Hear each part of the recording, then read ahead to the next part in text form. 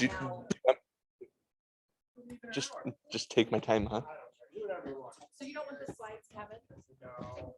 Is this on? No, well, I'm insulting the slides, not myself. What am I not doing right here? Oh. Why am I not?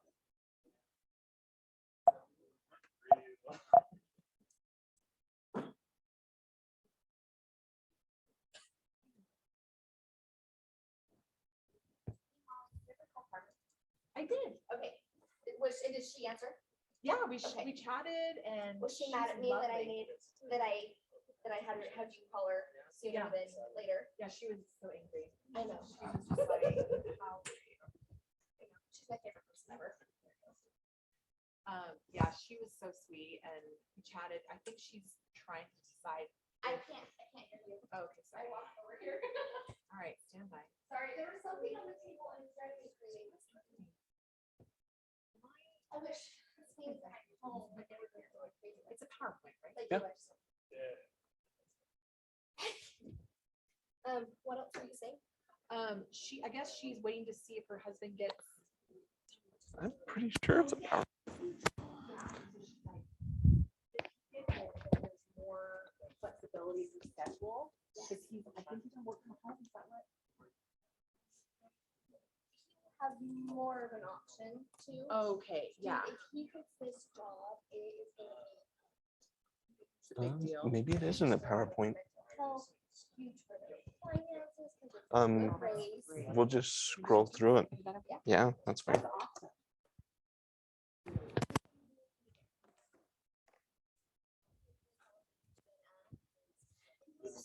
Smart. So, con job. She's a sweetheart. Where is she from? She has like a slight accent. Yeah, she's from South Africa. Oh, yeah. So she came over here when she was a teenager, I think. And it's really funny because I laughed, and this goes back to my total naiveness. And this is way early on when we met and became good friends. And I was like, not to sound dumb, but you're from South Africa. I thought they're all black. No, I understand that. And she's like, no, that's Africa. It's South Africa. A lot of us are white. That's awesome. I love it. So it's fun to listen to her mom too, because her mom has a really strong accent. That's so fun. I love it. But none of her kids picked up. Okay, Mike, we're going to turn the time over to you. Okay. Okay. Started. I won't take a whole lot of time. I think we talked quite a bit last time about the Intralend platform and what it is that I do here with Keller Williams and with you guys. The idea, kind of like what I was telling you guys last time, that if you guys will set yourselves up on the app and put yourselves through as a test fast track, I will give you a $5 gift card to Starbucks. And we'll go through exactly how to get that set up and what's going on with it if we can. So the idea is that if you go into the App Store, Google Store or the Apple App Store, you will find the Intralend Agents app. It should be a green icon in the shape of a house. It says Intralend Agents.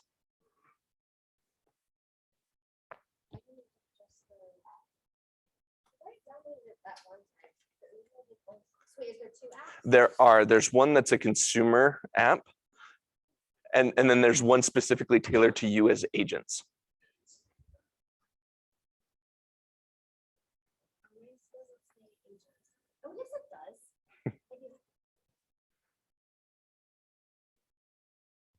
Okay, we got it. The idea from there is that as you open it, you'll come to this screen where it says sign up, right? Go ahead and click on the sign up and it will ask you to enter in your phone number. You guys will already be registered as agents here.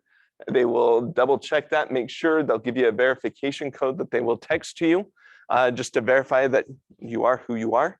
And then you'll have access to the platform after you create username and password. For the company name, we're just putting Westwood, right? Yep, that'll work. 998 North, 1200 West in Orem. And the zip is 84057.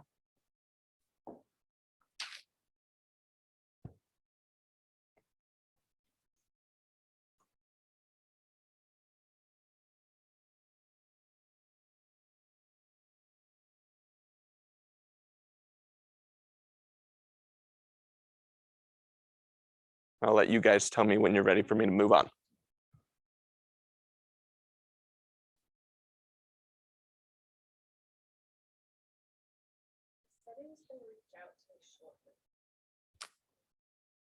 Nope, that sounds about right. Yep, you're in the right spot. Yep. They're gonna authenticate you and just double check, make sure. They want to make sure that you're registered on the system is all. And then Okay. It may take a couple of minutes if you've hit that. So just give it time, just be patient with it, it'll happen.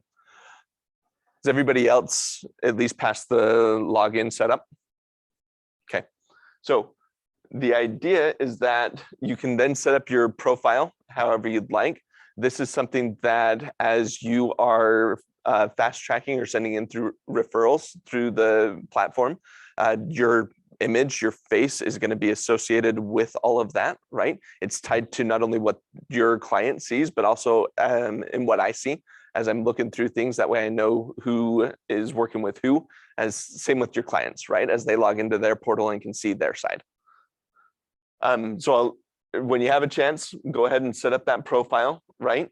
And then you should land on this page, which is your dashboard. This is going to be where you're going to see all of the clients that you fast tracked, as well as any notes or anything that's going on with those clients, any updates with them, right? So for right now, you're probably going to end up seeing a blank page other than these icons here up at the top, right? The big one is I'll have you get into the My Lenders portion of it. And we'll set you up with the preferred lenders that are already shown on the IntroLend platform, right? So if you click on My Lenders, what you'll want to see is my beautiful face associated with the IntroLend Westfield group as a finance manager. I don't know if you're seeing that or can see that. They'll authenticate you and get back with you. Yeah, sorry. it's okay. I mean, you're going, so I'm just looking at everybody else. Let's see. I can bring up mine and I can show mine if we needed to. Okay, so And did you just sign up to it? Yep. So that's what I'm wondering. I don't. They'll just authenticate you and come back to you. They onboarding. Watch out for you. They'll look at you. Yep. So done in My Lenders, right? You may have downloaded the. Did you download?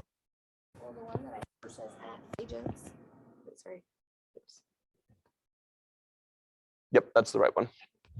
Yep. But I'm wondering if I use a different email that isn't showing.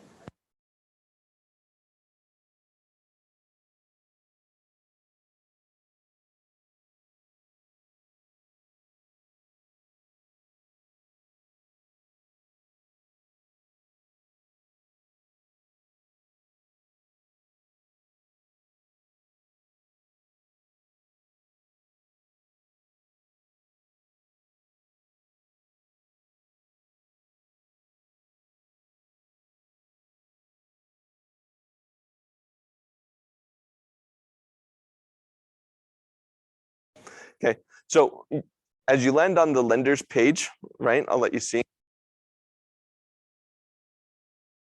that you're able to select the IntroLend Finance Manager from the different locations that we've got set up. We are in 4 market centers. The one in Daybreak, and then we just picked up the one in, right? So as you look, my contact information is under that.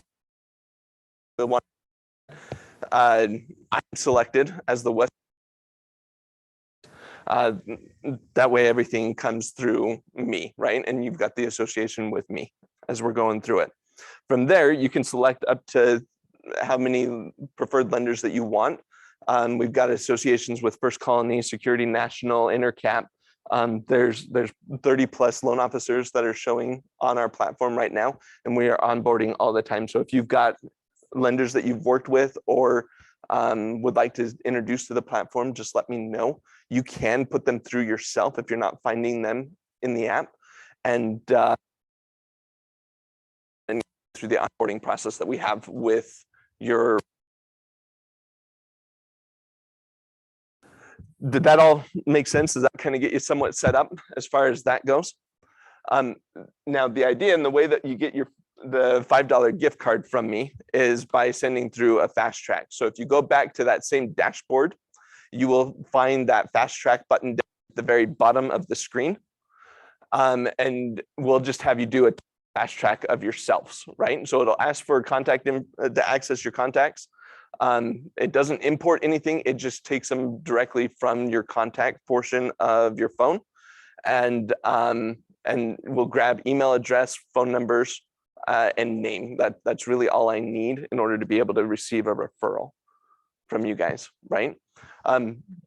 As you go through, it'll allow you to leave a note in it to me, which you'll just put in test, right? So what happens as you choose a fast track, right? It asks for your contact information. If I keep going, right? You'll then also be able to choose what kind of loan you're trying to refer them over to, whether it be for a home purchase, or if you work with people who are just needing help with a refinance. They're in a position where they want to try and refinance something, right? You can send both kind of transactions through the platform. From there, it allows you to be able to select the lenders off of your list or of anybody who is already assigned and already onboarded with the platform, right? As you go from there, it will then send out an email to the people that you're working with, right? So in this case, you're going to end up receiving an email. It's kind of got a generic template that it'll send over to you guys. You can modify that template. It doesn't have to be exactly this same verbiage that you send out to them. So if you want to change up that verbiage, you're more than welcome to, right? Same with the text message that ends up going out with the link. If you want to customize that to the people that you're working with, go right ahead, right? And then you've successfully put somebody through, right? Now, the idea behind it is, like I said, that'll immediately contact me or give me notice on anybody that you've sent through, right? I will typically give them a couple of minutes just so they don't feel totally bombarded by what's going on and what's happening, right? Otherwise, if I call them within, a couple of minutes of you sending it through, you may still be in front of them asking, what am I doing, right? So I'll typically give them a couple of minutes before I start reaching out to them. I do also have a concierge team that works alongside with me, and they'll sometimes reach out before I have the chance to. They call from a 1-800 number. So do let your clients know that they'll probably end up receiving a couple of phone calls. The idea behind it is the concierge team basically just wants to make sure that they did get the link sent over to them, that they were able to have access to it, could log in, figure things out, and get things started, right? That's all my concierge team is really trying to do for us, is make sure that they're following up on that stuff. From there, the idea is that I will follow up on the application, just make sure that they were able to fill in everything. If there were any fill in the blanks that I need to kind of make sure get done, I'll do that with them. And also make sure that we can get their supporting documents. So like pay stubs, W-2s, tax returns, whatever's needed for the type of loan program that they're looking for, right? It's one of those things that I can move as quick as your clients will move. So if they'll do everything and get everything over to me, I can usually turn things around within about a day or so of them turning stuff in, which is awesome, right? And usually after that, I can even be out shopping on these loans, right? So I can reach out to the preferred lenders that you've selected. If you want me to provide a quote, I can do that as well and make sure that we've all got that going. In the meantime, while we're getting all of that, kind of like I said last time, you'll have a pre-approval letter. You'll be able to go out shopping with them and be able to start putting offers in on homes The hope would be that we can get them associated or in line with whichever lender they'd like to go with. Hopefully before you're even under contract, I can typically move that fast. Sometimes you guys move way quicker than I can, right? And it totally depends on your client and what's going on with them. If they'll work with me, I can move pretty quick, right? Again, like I said, the idea is to hopefully provide an experience to your clients that allows them to not only feel like you've been taking care of them and not only trying to provide, multiple avenues in which they can get financing in place, right? But then centralizes it a little bit to where the people that you're working with and who they're shopping with and what's going on, right? That way it's not just some ABC lender down the street that we have no idea about or have never worked with before, right? Don't know what they're capable of doing or not doing, right? With the people on the platform, they are vetted. They are people that have been in the industry for a while, right? And so if there's any questions as to who's on the platform or any of the lenders that are out there, let me know. If there's questions about loan products, there's some products that are available to some lenders, some products that are not available to others, right? Not everybody has access to the same stuff. So if there's questions about specific financing, let me know. I've got the contacts with these different lenders and the relationships with them in that I can ask them and kind of get the details of those with whatever we're trying to do for your clients. Okay. Was everybody able to fast track themselves or I got Cade, Joe, Cash, and then I think it was just a couple that need to just get verified, right? There's other the ones that like went. Cash.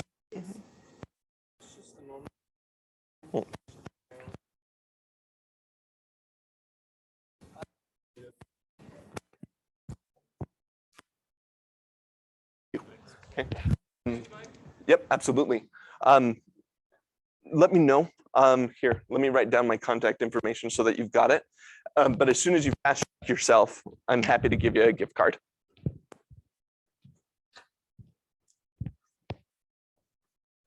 Wow, that's dead.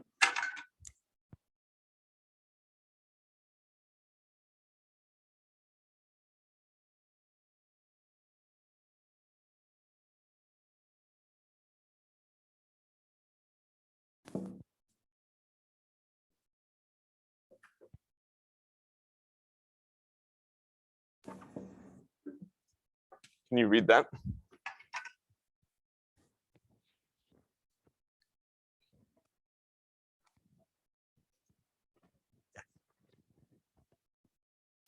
Yes, thank you. Thank you, guys. I saved my life here before. It was a rough one. Yeah. We made it. Stopped me from eating really high calorie cupcakes that they were serving in the mess hall. So yeah, he tackled me.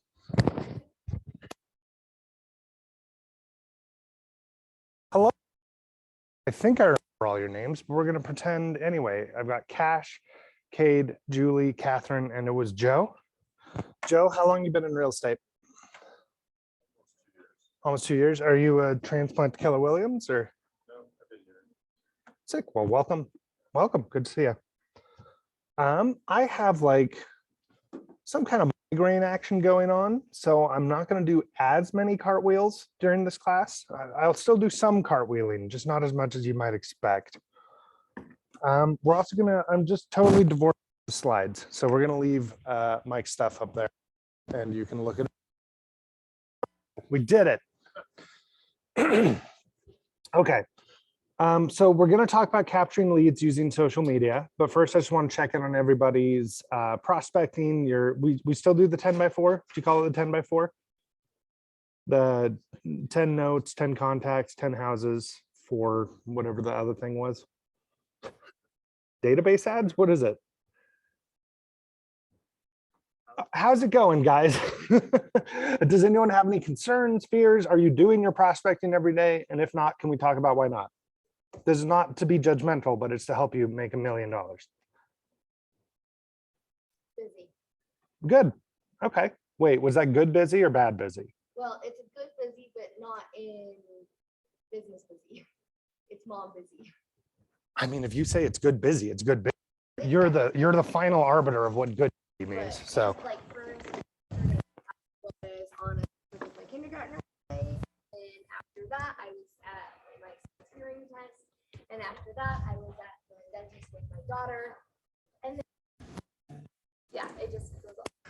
Zoom people, I know I'm back on. Can you hear me? Oh, did Yes. we? Oh no, Becca said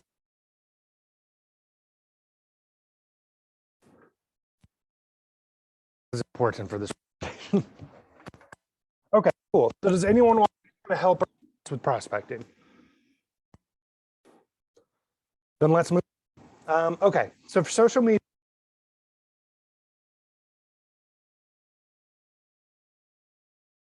start there. I think this is kind of powerful. First of all, what social media are we familiar with? Are we on, like, so let's just go by one. Tell me what social media now regularity. Facebook. Okay. I'm not. I'm more familiar with IG than Twitter. Okay. But yeah. Okay. Okay.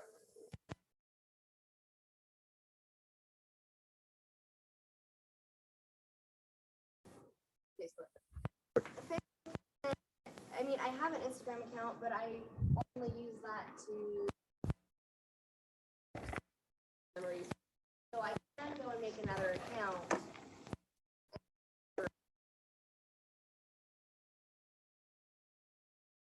Okay.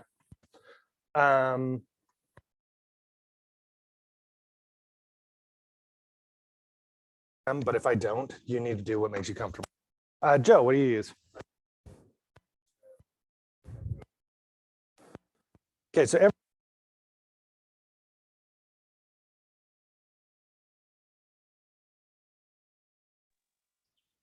Cavan, please repeat what everyone is saying. oh, so far everyone has said Facebook. Did you, fam? On the web? Heck yeah. Joe, if you want to be heard, you have to come over here. Cade, yell something. Hello. Did you hear Cade? I'm talking to the camera. I did hear Cade. Thank you. Okay, cool. We So just scream. conveniently put on the front of 3 of them. Joe, you're gonna have to don't or I'll repeat what you say. We'll figure it out. Okay. So Facebook is where I'm primarily active too. And what I want to say about social media and me and my resume is most of my leads have come via or massaged by Facebook. I think I'm good at this. I don't think I'm doing it at the highest possible level. And I've recently things that I think are going to help me hit at sort of a master level. And so I'll tell you what I have been doing that I know works and what I'm planning on doing heading forward that I think will go better, but I can't vouch for, if that makes sense.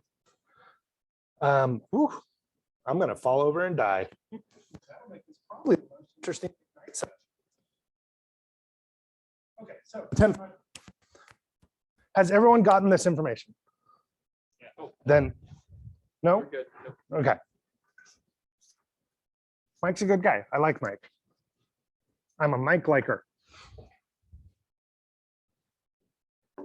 Do you guys know what the algorithm is? When people talk about the Facebook algorithm, do you know what they're talking about? Okay, so a lot of what we do today is going to be interacting with the algorithm. Facebook, you probably have 4-digit. That is a lot. And it's very unlikely that you see content posted by all of those friends every time. Facebook is all the time. It has an AI that is making decisions about what to share. Facebook's goal is to keep all Facebook users using Facebook as long as possible. And so it has a really sophisticated algorithm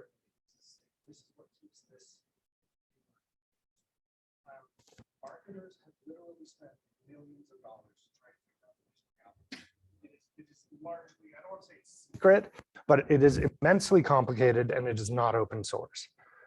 That's one of the things that Elon Musk was talking about when he joined Twitter, is he wanted to make the algorithm open source, which for, I think, the layperson means you're going to get spammed all the time. But for those of us who want to know how it works, that's amazing. Also, to make Twitter a nightmare of spam, but I think it's not actually going to commit that decision. We'll see. So everything. Can you manipulate the algorithm on Facebook? That's literally what we are talking about. Okay. So anyone who tells you they know the algorithm, understands the algorithm, is lying, or they are so far out of their depth that they don't understand that they're lying. So I can't tell you how to seize the algorithm, but I do know stuff that what marketers say about the algorithm is heavily studied. Boy, the marketer who can actually write the algorithm, that dude's gonna win. So Type 1 is the first most basic way to engage in the algorithm. It's 10 reactions. By the way, I said Facebook, all of the social media does this. Twitter does it, IG does it. All of social media needs to make decisions about what content do I show to this user. And so they all use an algorithm. So that's, but I'm just using Facebook as my example because that's what we're all fluent in. 5 comments. And then 1 original post. Okay, so as part of your prospecting, this should start, this should become part of your daily routine. So a reaction is a like, a laugh, an angry, a cry, whatever. So there was. This is what you want from your. This is what you yourself should be doing. And so there was an article that came out recently. I don't know how I got this information, but it makes sense. They found that reactions up to the mic weighted much higher than the mic. So one of the reasons to the master is that we know like counts 1 point counts as 5. And so if you put an Facebook post, Facebook that much more heavily liked it. It's extrapolate that the other react are also more heavily weighted than like, because like is terrible.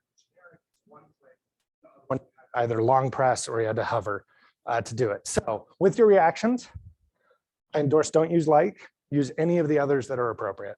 Hello, welcome. Oh, come on, no, wait. No, I've forgotten, you have to tell me your name. Tyler.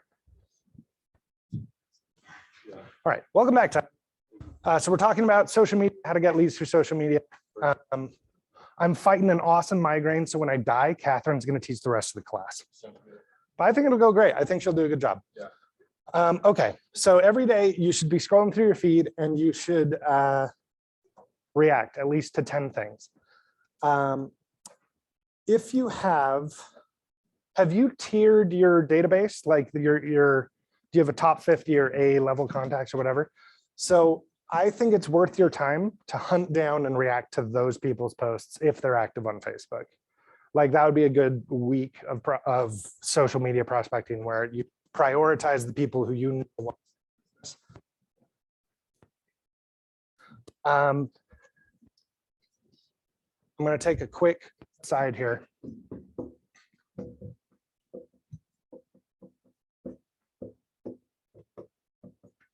I'm speaking from personal experience. Facebook and social media make you or break.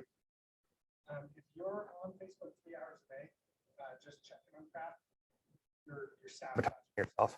And so what I have to do, I have this problem. I did a thing where it's like, I'm not going to log into Facebook for a week. It was hard, guys. I'm an addict. Like I was like, no, I had to like delete it off my phone. I was only done. Scrolling is sometimes a stress reliever because you're thinking about other people's stuff instead of what's going on in your life. You know what else is a stress reliever? Heroin. So I might not be describing you. I know there are people who have great contempt for Facebook and get off it as fast as they can. You're going to be the most powerful social media users if I'm describing you. If you can get on, do your thing and depart, leave Facebook behind and do the things, you're going to be so much stronger than if you doom scroll. Believe me, I've been in both chairs.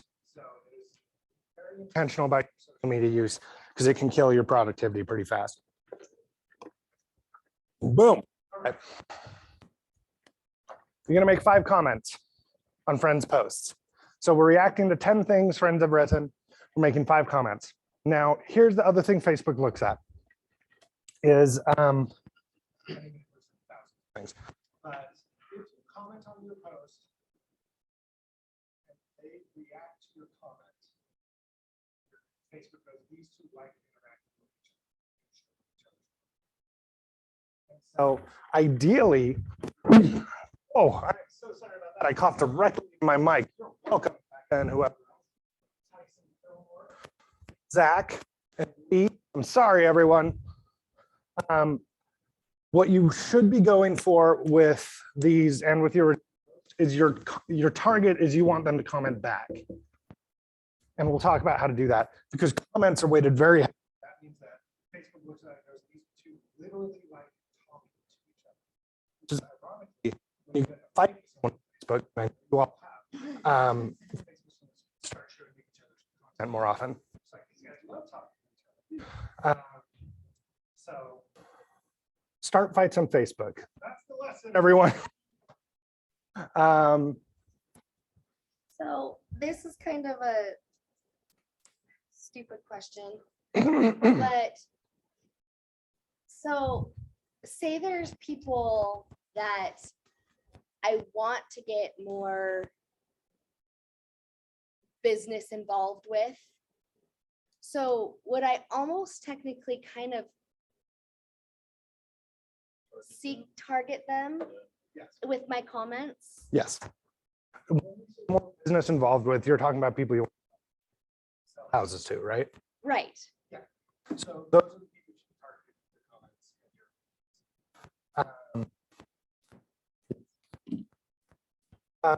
Did you hear that question? Did you hear Jeremy's question?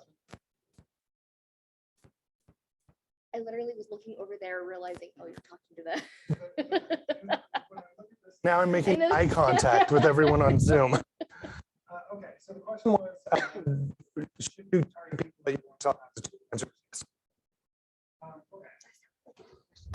Okay. I think I'm sorry. COVID. I had that mentioned with him, and I don't think I was ever close to 75 to him. But well, I'm here. I'm sorry. You warned. Okay, so I'll talk about the 80-20 principle, and then we're going to talk about like specifically what kind of content we put on social media. Yeah. Is that like just like once a week you should do 10 reactions? Once a day. Once a day? Okay. There's another thing, and we're not really going to hit this very much, but Facebook and all social media responsible to frequency. And so there is a diminishing returns thing in terms of your career, but if you posted to Facebook every 2 hours, it's going to say this person, we got to keep this person on Facebook. And so it's going to push your posts farther and more people will see them. I don't think it's a good idea.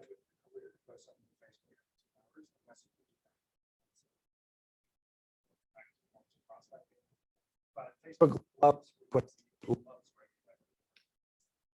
Okay, so I have a business page and I have my personal page. So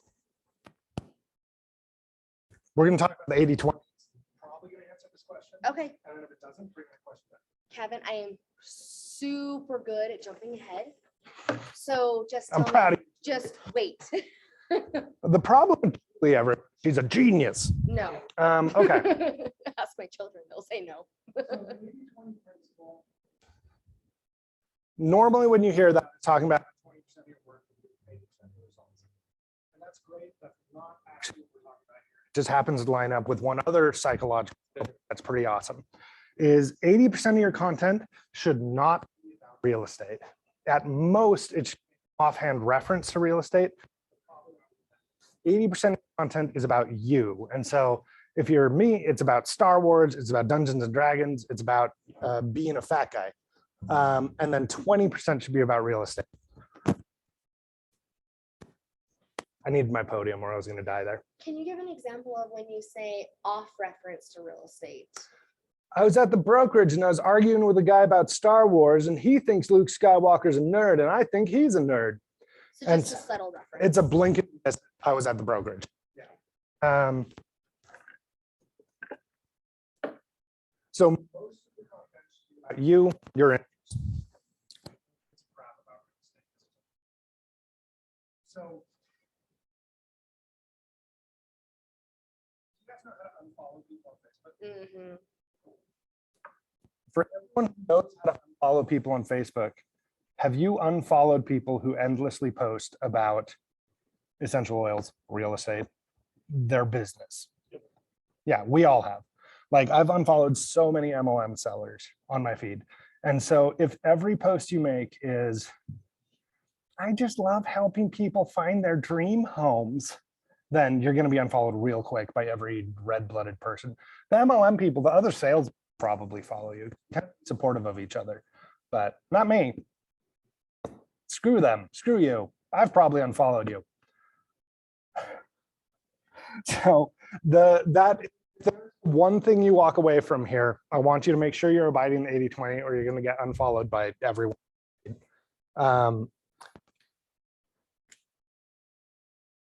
Okay. I think you can take care of this yourselves, but let's talk about this. Do you all post regularly to Facebook and your social media? Okay. Do you want help knowing what to post about when you're not talking about real estate? Okay.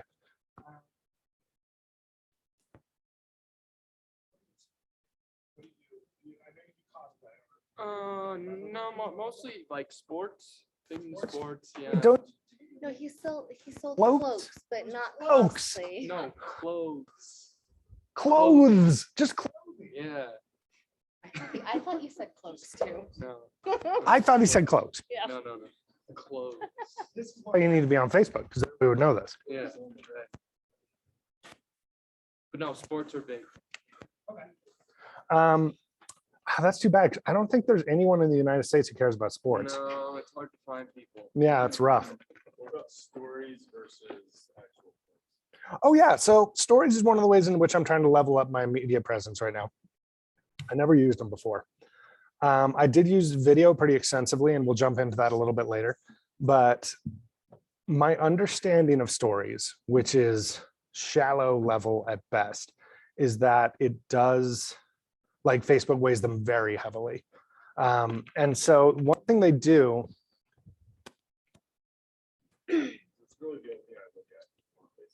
Oh, well, I mean, I feel like you just answered your own question then.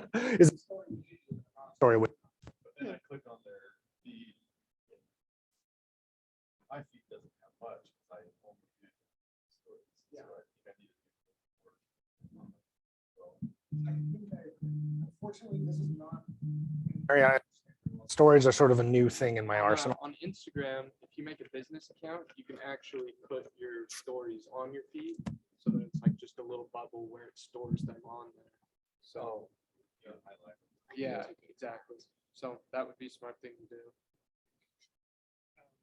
to do. Home projects.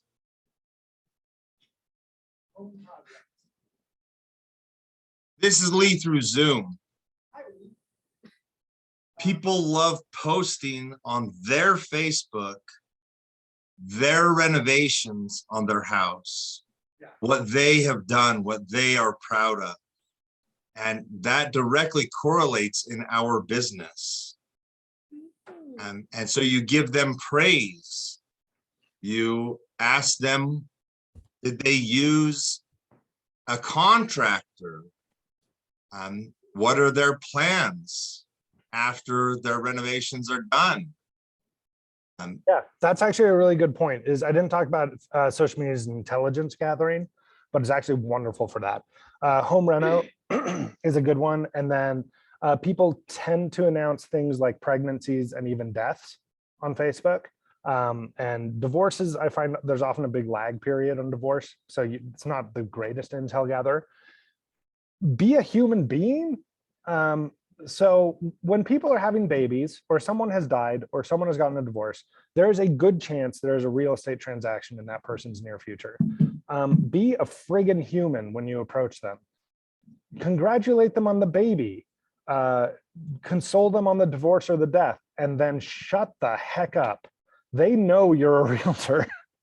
You've been doing your job right. They know you're a realtor. I had on the Salt Lake City subreddit, there's some group out here. I don't know how to do it. They have a system that automatically finds couples when I have something not sure how it works. And an automated text from Bob that says, "Hey, I'm so sorry about your divorce. If you have a real estate need in your near future, give us a call." These guys get blasted on Reddit all the time because this is the most offensive text I've ever received. So if you want to make sure they don't do business with you, modify that interaction. But they just had a baby. They might be buying a house soon. So make sure you're in there saying, "Congratulations on the baby. I love you." And then shut up. And let the background radiation of your real estate presence take it from there. I'm so sorry for definitely happening in this microphone.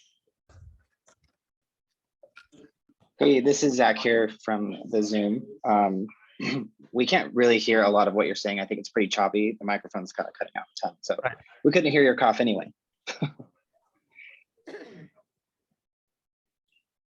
Ask him if he can hear us when we comment.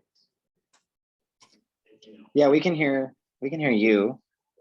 I mean, it's quiet because there's no Hey, how about microphone, but now? we can hear you. Ooh, yeah, I can hear myself. That's way better. Is this way better for you, Zach? Is that a no? Way better, sorry. Okay. Okay, then we'll talk in the handheld. That's fine. Oh, and then when I cough, hey. Okay. And then, okay, we're going to talk about specific content, but there's some general guidelines I want to run into.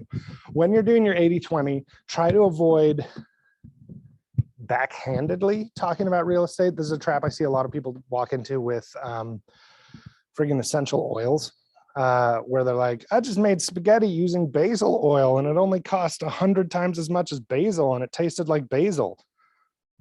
So I don't know, maybe that was their one post a week, but so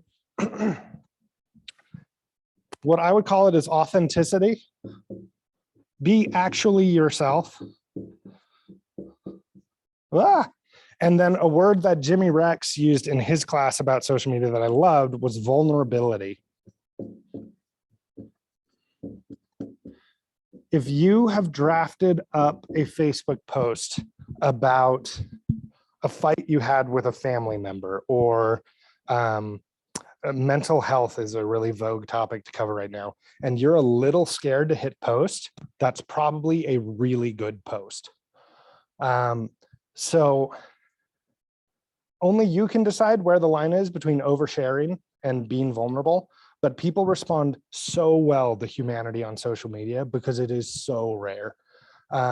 Everyone's trying to be quippy, everyone's trying to be funny, everyone is angry all the time. It is so rare for someone to actually put their own vulnerable soul on display. And so to whatever level you are comfortable doing that, I encourage you to do that. Because that's where you're going to get the big numbers of engagement. Okay, so let's talk about specific ideas. Most of mine were written down about business posts, but yeah, talk to me, Ju. Oh, well, I'm going to hand you the mic.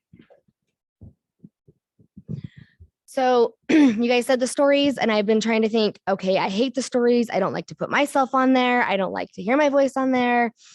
And then somebody said on Zoom, the home projects, and I thought, okay, I can maybe work with this, because me going into real estate, me having my hands on the MLS has been very dangerous for my husband, because now I want a bigger house and he says no. And so I am trying to make things in my house work better. I'm finding new ways to organize and to revamp my house. This is a great way for me to incorporate not my real estate, but my real estate with my home projects on my stories because I hate doing stories. It's a good way to do a video because you're not just posting a video because stories are videos. You know what I mean? And so you said specifics, and I'm thinking, okay, well, I need to do house projects. Like I just did one. It's little and small, but it totally made life easier and looks nicer. So putting my own house projects on my stories. There you go. The other thing with stories is there's not really a floor on quality of content on stories. The main thing is Facebook will show your stories to people. They will click on it. And Facebook does pay attention to their watch time, but the fact that they clicked on it, Facebook went, ooh, they clicked on this, they're interested. And so I don't know if there's a good way to show it to you. My story yesterday, as I was sitting in my chair, I was planning to do red day, but then instead I was sitting at home feeling miserable with whatever apparently I might still have. And oh, I handed you the mic. Sorry, Julie. That's a goner. You're dead. Thank you, Governor Cox. Wait, I had COVID. I'm gonna feel so bad if it's COVID. If it's COVID, I will buy each of you a cupcake. I really don't think it's COVID though, because I had COVID about 2 months ago. So, but if it's COVID, you can all come claim a cupcake from me, obviously after a 2-week period. Wait, I was very distracted. Oh yeah, so I was sitting in my chair and I was like, oh, I need to post a story. And I have a bunch of Star Wars miniatures because that's my personality. That's my entire personality. And so I just did a video where I ran across them and I did, I like Star Wars. And that thing got like 40 views or something. It got a stupid number of views, far more than that level of effort warranted. Watch, we checked, it's like 6. That's still more than it deserved. But yes. If you're having trouble posting at all, I guess my advice is to post anything. Post about your interest, whatever you're thinking about right now. What I try to do, and actually let's talk about this right now. Have a reserve of Facebook posts because you actually do kind of want to spread them out a little bit. Because I find, at least for me, I'll have like 3 really good post ideas all at once. And if you just go bam, bam, bam, that's actually less effective than if you'd spread them out over a couple days or a couple hours, whatever your frequency is. So I think it's a good idea to open a Google Doc with yourself and literally write word for word when you have an idea for a post. Write it down. Then when you need a post and you don't have one, jump in that doc, grab it, post it. I went on Google the other day Mm-hmm. and I looked up real estate memes and I saved a crap load of real estate memes. Oh, that's brilliant. And then I went and made a photo album on my phone and I went and added them all there. So when I'm not knowing something funny to post, I can go into my memes to see which mood I'm in and grab a real estate meme and be funny with it. That's such a good idea. That's a really, I'm going to steal that. That's a really good idea. I'm checking right now if real estate memes is a subreddit. Because the real estate subreddit is neat, but no memes. It's all business. Real estate meme, 169 members. Forget that. There are a lot of real estate pages that'll post memes all the time. That is such a good idea. I love that idea. Google and then just do the images. I mean, it was cool. Yeah. Because the other thing I want you to do is, I'm sorry that I can't tell you more how to post about your own interests, except they just start doing it. And you're going to quickly train yourself into what works and what doesn't. And what your goal is engagement, right? You want comments, you want reactions, you want, no, those are the 2 things. Your stories, your stories go on the same,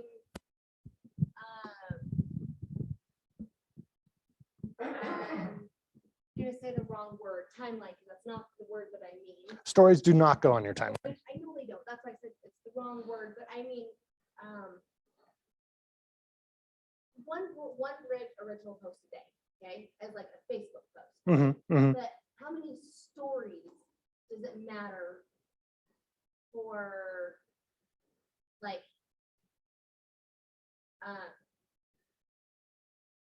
algorithms?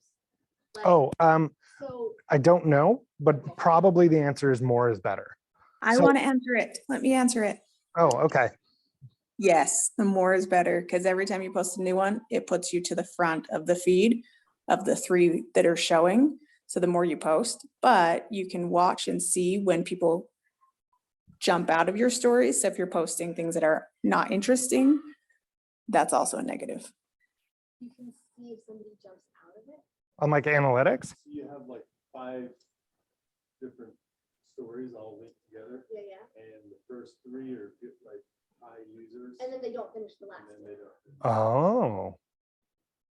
And that's on Instagram, not on Facebook. But if you post from Instagram to Facebook, then you can see the analytics because it does that. That I'm gonna start doing that. I've been posting straight through Facebook. Right, so when I post on Instagram, it goes straight, I have it set to go straight up to Facebook as well.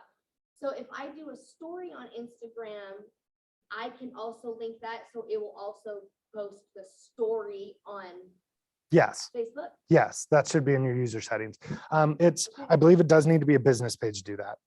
Which is fine, I'm. Yeah. willing to do that. Yeah, you just swap it over and then it should be able to link up like that. That might not be true, but when I had my marketing coach 6 months ago, that was true. So, oh my gosh, a year ago? Oh no. Oh no. 6 months just disappeared, guys. 18 months ago. It was actually a long time ago. Okay, but what I want you to start doing, and I don't know how to do this on stories or if it is possible, but I do know how to do it with just your other posts that go in your timeline, including videos, is track your metrics.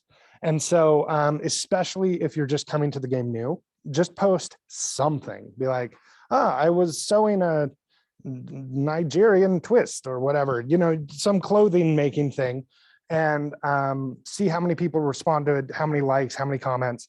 And if you get nothing, you're like, okay, this is probably dead. If you're me, you're stubborn and you keep posting about Dungeons and Dragons anyway, because I have like 3 guys in my feed who really like it. But that way, just stick and move. Like, okay, that didn't work. Let's try something new. Oh, look at this crazy shirt I made. And find different ways to express yourself, but watch what your results are and move and pivot with those results. So I can tell you from my own experience, this pulls numbers. And so if I make a post like, had a great day, woo, that'll get like 10 responses or whatever. But then if I post, as someone who lives with depression, I have long dealt with the idea that I hate myself, and that'll get 100 responses. And be vulnerable, be yourself, because people are starving for human connection right now. And that's what social media can do at a higher and more efficient level than pretty much anything else. I can feel my throat closing. I'd say, actually, if you could bring me some more, I'm almost done with this cup. Just bring me a backup cup. Nobody should touch this cup. just pure whiskey, please. Okay. I got way off topic. So let's talk about your business posts. Now let's talk about the 20%. Oh, actually, there's one more point I want to make. And that is another great post is make one that's easy to respond to. I personally hate these posts, but I can't argue with the numbers.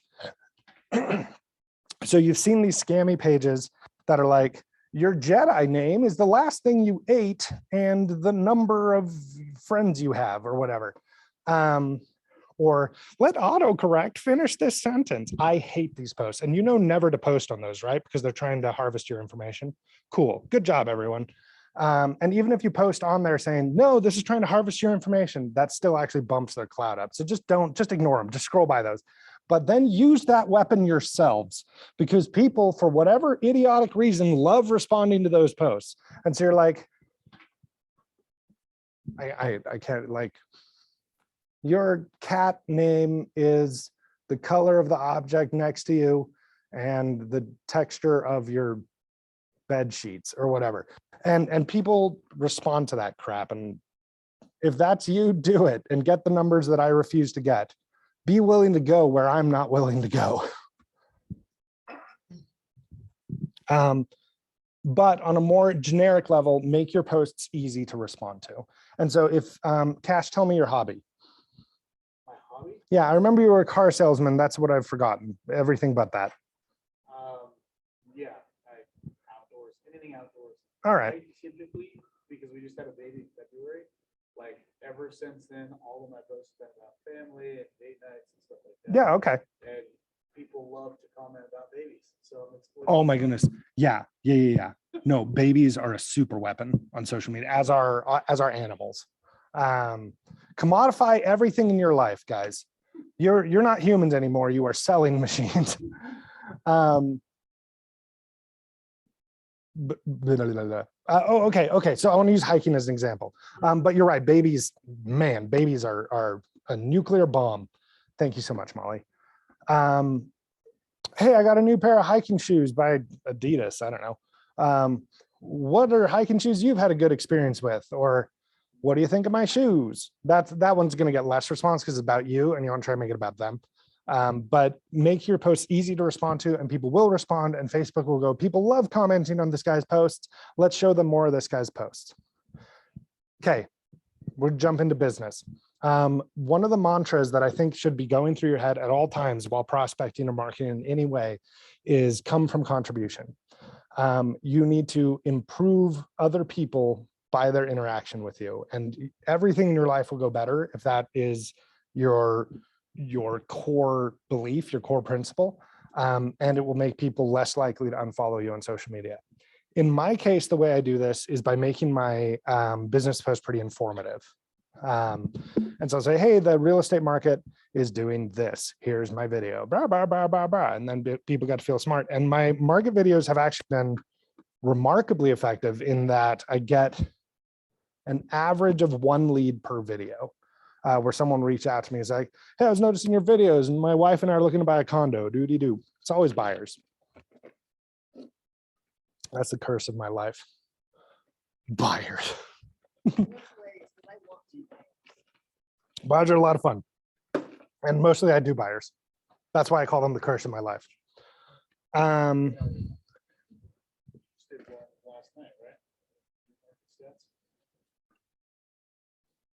I don't think a video. I think that went up a couple days ago. Maybe I'm remembering wrong. No, it definitely wasn't yesterday because yesterday I was on my deathbed. I typically do them from my home office, which has Star Wars and D&D stuff behind me. And that's actually fairly intentional on my part because I brand myself as your nerdy realtor friend. Oh, is that where you wanted me to go with that?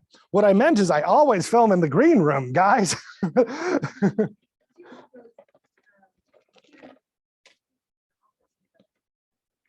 I've thought about it, but right now the D&D books are the aesthetic I'm going for. Oh my goodness, that water is mana.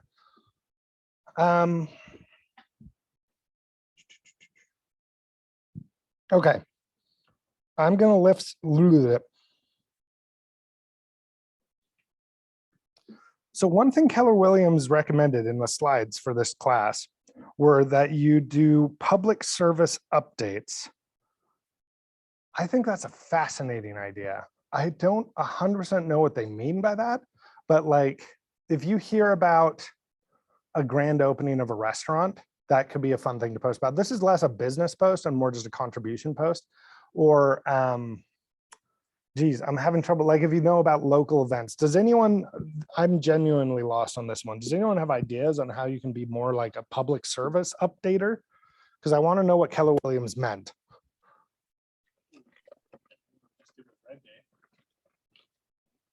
And that's true, although that's right. Posting about Red Day, I would argue, is not actually coming from contribution. It's kind of bragging, which is fine. It's not necessarily a bad thing, but the person looking at the post about Red Day doesn't have their life enriched by that, if that makes sense. I feel like I just bagged on Red Day, and that's really not what I was going for. Red Day is awesome, and what we do with Red Day is awesome, but you want to be careful how you post about Red Day, because look, I'm helping children. I'm so righteous. I don't know. They drive me crazy. Maybe I'm a cynical old coot. That was me painting, by the way. Oh yeah, oh yeah, oh yeah. Believe me, I did. I think are great ones. Jimmy Rex does that, and he gets 1,000 times my engagement. So maybe I'm wrong. Cavan, can you hear me?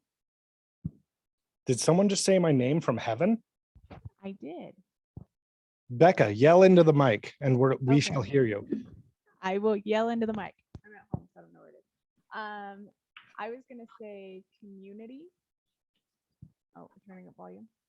Becca, I'm sorry, but a bat has attached itself to your mic and it is muffling your voice. So I need you to exterminate that bat and then go again.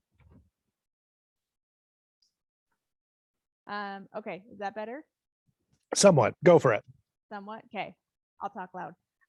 Community stuff can be what's going on in the community. So if there's a race going on, you can be like, hey, there's a race. Don't drive that direction. You'll hate yourself.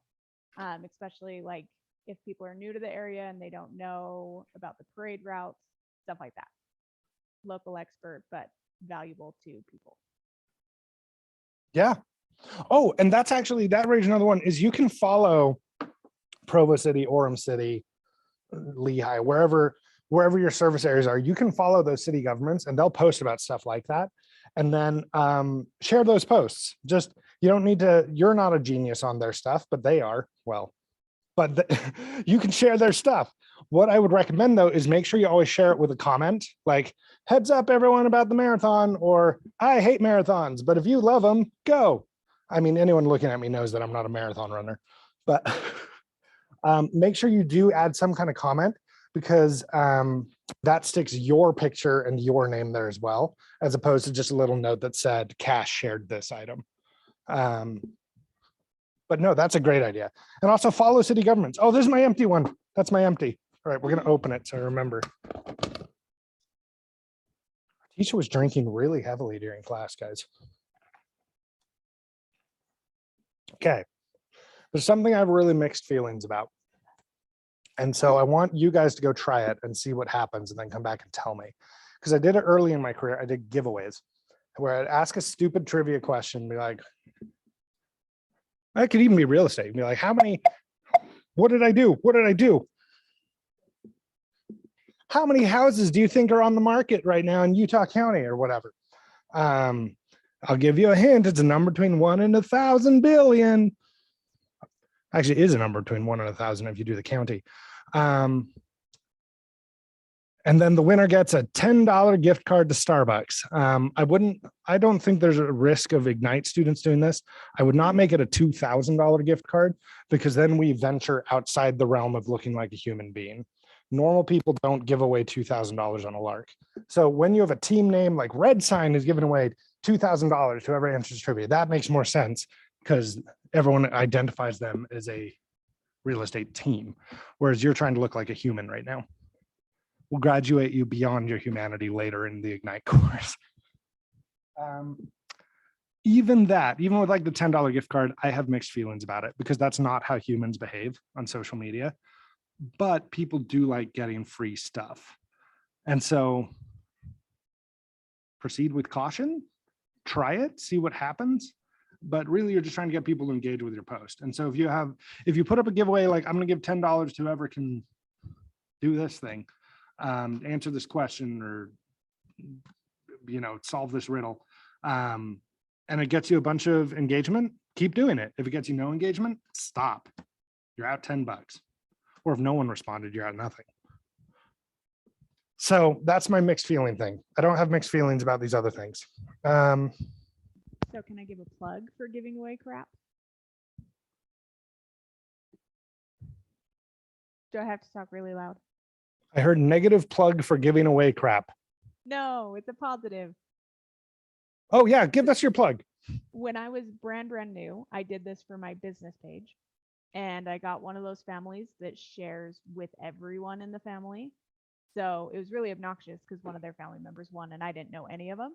Well, one of the sons ended up following my page on Facebook for 5 years, went to a builder, signed me up as his agent, and then called me after the fact and like, by the way, you're my agent to sell this house and buy. So I'd say it was worth the $25. There it is. So do it. Actually, that's a good point. My lender sends out an email every Monday where it's like, answer this pathetically easy question and be entered in a drawing to win a $20 gift card. My sister said she really liked that. And that's my sister. So you know she told me the truth. Yeah, Julie. I was like, this was weeks ago, and I was trying to figure out how to promote myself, but so I had this idea of what if I did $100 gift card for the first 5 people to sign and close a transaction with me. And I went and posted on this real estate group saying, hey, I'm new. I'm trying to, find ways to help promote, convince people to come and sign up with me. And there was a comment on there that really bugged me because obviously he doesn't know me. And he goes, if people don't trust you, they're not going to sign up with you. And I'm like, I get that, but I'm also brand new. People don't know that I'm doing this. So I was trying to offer a fun incentive. And then somebody was like, $100. And I'm like, so. Yeah. So the question is, if I offered a $100 incentive to close a deal with me, the objections to that were people won't sign with you, they don't trust you, and $100 is nothing. Is that a fair summary of the question? Okay. That's what I was like, And that first comment is, you're right, they won't.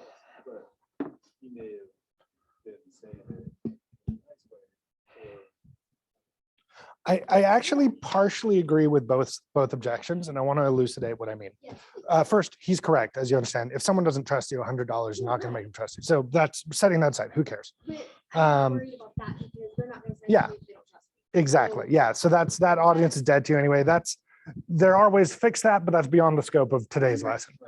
The $100 thing, it's a good idea, and your thoughts are in the right place. I think there are better ways to approach it. So instead of close with me, get $100, I would consider 2 different directions you go. Close with me this summer, and the appraisal's on me, or the inspection's on me. That way you're taking an ambiguous cost and you're attaching an ambiguous sales price to it, because everyone knows that $100 is nothing next to the price of a house. Not everyone understands that appraisal is nothing next to the price of a house. And so you attach it to like ambiguous price gets ambiguous discount is what I would do. Or we go a completely different direction. And this I think might actually fit your personality better. Close with me this summer, and I will buy you dinner for 2 at Ruth Chris Steakhouse. Cavan, you can't do that. It's against code. Wait, what's against code? You can't incentivize someone to work with you. You have to give them the gift after, but before you can't say that. I thought that was for referrals, not self-referral. That's the other thing. I'm also trying to be compliant. Let me check on that, because I actually think Becca's off base on this one. But let's check. Oh, but Becca's a broker. I was gonna say, let's check with a broker, and we just did. You can't incentivize self-referral? You can give them stuff, but you can't market that you are. So once upon a time, someone said, hire me, I'll give you a $200 TV, and they got fined. Okay, never mind, don't do it. Okay, see that was the other thing, is I wanted to know where my boundaries are, because I obviously want to be compliant. Yeah, no, that's news to me too. Becca just saved all our lives. Thank you. Pull us back in the raft. And let's check with Dean later.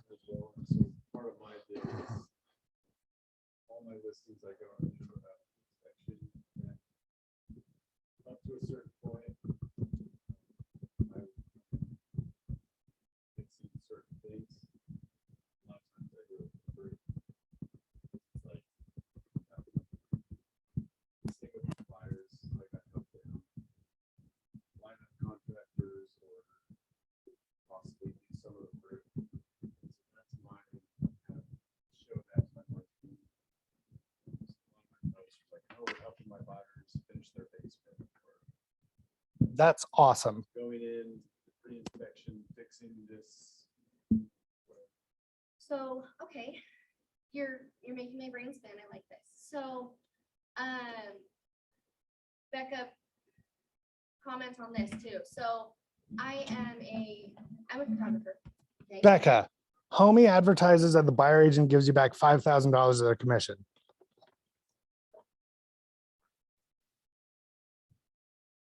Aha, checkmate. No, they say they'll give you money back. They don't give you the dollar amount. I'm sure they've figured. Oh, the so it's loophole just in a it. stated amount. Interesting. So maybe you can still comp the inspection or appraisal? It's a good question because for my sellers, I pay for cleaners and I can market that. So I wonder what the difference is. Let's I'm find asking out. Dean right now. Okay. It I sounds sent like Dean a there's definitely text. some nuance to be explored here, and it's a good idea. So So something that, okay, so I'm a photographer, okay? Yeah. I take pictures of people. Okay, I can't make a house smile, but I am definitely, okay. Obviously plan on doing my own photos. Mhm. Okay, so that could also be something that I market, free professional photos Mhm. with your listing. Even though. I think everyone should offer that, but you should market that as well. Right, Yeah. Okay, and that's what I was gonna ask, because I don't also know what the normal is. I think. I guess it's possible some listing agents make their seller pay for photos, but I certainly never do. Although you can still market it. I mean, because if you say that, it kind of implies that other agents don't do that. So. Oh, which is true. But at the same time, you look at some of the houses on the market and I sit there and go, Oh yeah, where like it's obvious the owner went through with an iPhone. like I literally. Yeah. I'm gonna pivot just a little bit from here, but you're right, and I think it's a good idea. And clearly, let's talk to Dean, find out where the line is on that. Yeah, I want to know. Where And what we can market, baby. We talked about come from contribution. We talked about what I call bribery. Okay. The other thing is with expertise and market reports. This is something I think I'm really good at. So listen to me. Have we at this point learned how to do CMAs and market analysis? We learned that from Becca, right? I pointed at the camera. That's where Becca is. She's inside the camera. Don't worry about CMAs for now, although those are an awesome thing to market. Let's talk about market stats because you guys do know how to do those. So once a month, I do a market report focused on Utah County and one focused on Salt Lake County. And those are my money makers. I'm dabbing for you. So you know how to look up number of active, number of under contract, like how to calculate inventory. What are you comfortable with messing around the MLS? Like you would know how to tell me how many new builds are on the market right now versus standing properties. Okay. Spend some time in the MLS, find data that is interesting to you. If you don't know what to do, I'd recommend just number of active, number of under contract, number sold in the last 30 days, and then track those numbers. And then if you see articles about real estate, which is hot in the news right now, you all get Realtor Magazine. Just anytime you can generate something of interest or even take something boring and make it sound interesting. Utah County's median sales are higher than Salt Lake County. Exactly. Yeah. Again? Because I think Salt Lake overtook them again. Now I'm going to go check my numbers because now I have to know the answer. I think Salt Lake's in the lead again, but it's far closer than it historically has been. And Utah did overtake for a bit and maybe has again. I'm not actually trying to say you're wrong. But people respond to local expertise. And so one thing that I've fantasized about doing, but haven't pulled the trigger on yet is the Draper market is doing this, or the Tree Streets in Provo are doing this. Because what's happening in Utah, awesome. What's happening in the nation, great. But people want to know what it means to them. And most people, the average person doesn't care about most of real estate stats. Like they'll hear on the news like, oh, the real estate market is slowing down. And they're like, okay, whatever that means, the real estate market is slowing down. And so if you can, in their eyes, become an expert, then they're going to trust you when it's time to make a transaction. And then you can withdraw the offer of $100 because you'd go to jail and get flogged and then set on fire. But I'm a huge fan of doing this, where you just generate market stats and at least once a month, put up a video where you talk about the stats and what they mean. And guys, you're going to make money off those videos. Money, money, money. Also selling houses. When people comment on your own posts, comment back or react back. Because again, Facebook looks at how much you interact with each other. And so if you get on there and you're like, the Dallas Cowboys are good. See that? I know sports. And they're like, no, the Dallas Cowboys are bad. And then you respond, well, their quarterback has thrown 40 touchdowns. And they say, well, and whatever. And the Facebook's like, these guys are talking to each other. Great. Don't, try to avoid actually fighting with people, but respond back, react back, because then Facebook goes, these who like each other, let's show more of each other's content, and make sure, especially if someone's in your A quality or B quality contacts. And if you get ratioed, it's fine. So if you're like, the Cowboys are great, and they're like, no, I prefer the San Francisco 49ers, and then more people like that person's comment, who cares? You're still generating clout. Okay, what we're gonna do. Oh, and the last thing, there's another Keller Williams idea. I've been doing this, but I never thought of it as building my business, but now retroactively, I'm saying I was doing it to build my business. Join communities on Facebook, join communities on any social media network you can, and be a value adder in those communities. Local communities, even better. And so there is like a Utah Dungeons and Dragons group that I'm a member of.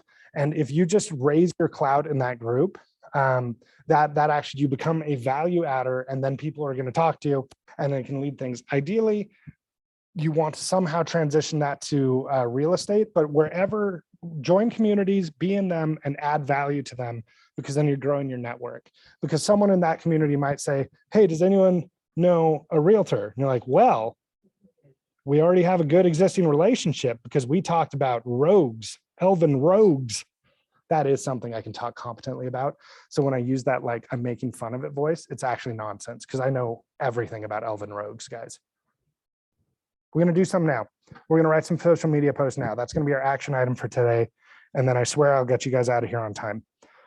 First of all, I have presented this in a very scatterbrained and weird way. I coughed my way halfway through it. Do you guys have any questions or clarifications or ideas? Hit me with all you got. Tell me why I'm going to jail if you're Becca. Hey, Zach here on Zoom. I have a question for you. I don't know if I missed it, if you guys talked about kind of going over, having multiple accounts, right? Because some of us have a business Facebook, some of us have a regular Facebook, and what that looks like with the 80-20% of posting and things like that. What do you have insight on that, or did you share that? Yeah, so business accounts, what makes them powerful is that they have greater access to advertising than personal accounts. And so if you actually want to run ads, which I endorse as soon as you can afford it, I endorse running ads for just like $1 a day. So we've all used Command. Okay, Command actually has a shockingly well integrated advertising structure. And so unless you really want to get into nitty gritty, and that could be an entire class next to this class of advertising, just make your ad so it's for your listing, or if you really want to be extra, do one for yourself. And if you want to do that, come talk to me, because that's a complicated topic. But then feed it into Command, and Command will actually optimize that ad pretty darn well.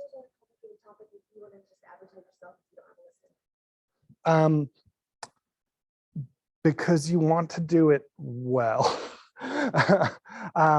Whereas if you put a video on your Facebook page and you're and ahhing your way through some market stats, nobody cares, you're a person. If you do that on an ad, it's gonna look terrible. So with ads, you wanna be scripted, you wanna be deliberate, you wanna know exactly what you're doing, and you wanna do it very quickly. And so ads have to be hyper efficient. like when we were doing like our private adoption and stuff. It was like, because we could advertise ourselves. Yeah. You know, and so we would always do it, but it was just pictures. I never did a video. Oh, does it work? No, yeah, I mean, it does. Uh-huh. But we didn't get contacted, Mm. you know, but we also didn't keep it up very long because we were still also doing the foster care route. So there is, I'm gonna touch this really quick. I've never seen video. Well, no, let me Yeah. rephrase that. I never see video adoption ads. That's fair. That's fair. I don't know anything about the adoption market, so I can't speak to that as much, So but in my head, it was just photos. So that's why you're also talking about videos. I was like, what? yeah, fair enough. So I'm gonna touch on this really quickly and then we're just gonna jump off of advertising. Sorry. No, that's okay. But it's a really big topic. But the short version is if you don't know what you're doing, throw an ad through Command and Command will actually do a really good job with it. Command's integrations with Facebook are top tier. Make offer for immediate return or for immediate response, excuse me. So what you're trying to do with an ad is you want the person to click on it so you capture their information. And what they need to feel is if I click on this, something good will happen instantly. With realtors, that often means CMA. But frankly, CMA ads, I haven't seen them perform super well. But you have to find a way, not like plant the idea that you're a good person in their head. Photo ads can help with that. But if you are running the ads, you want them to click on it so you can grab their information and you have that person in your database now. That's the free sample of the advertising course that someone else will teach at some other time. Cool. Can I go back to posting on business page versus personal? Oh yeah. So the power of the business page is it can post ads. Other than that, they are borderline irrelevant. The number of people who like your business page, if you want to like try and go viral with your business page, Godspeed, maybe you'll be able to pull it off. But your personal page is so much more powerful because you are solo agents who are trying to market to people who know and like you. Your business page is much more powerful if you want to go to complete strangers. And so unless you're deliberately placing ads on Facebook, your business page, it is a decorative item.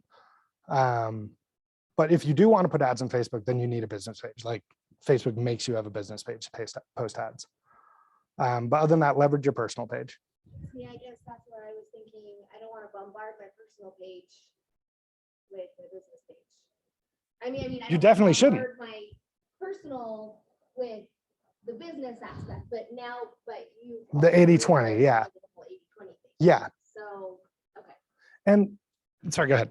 The reason why FYI that I'm not integrating my personal Instagram and business is because my personal is very locked down. I'm a foster mom.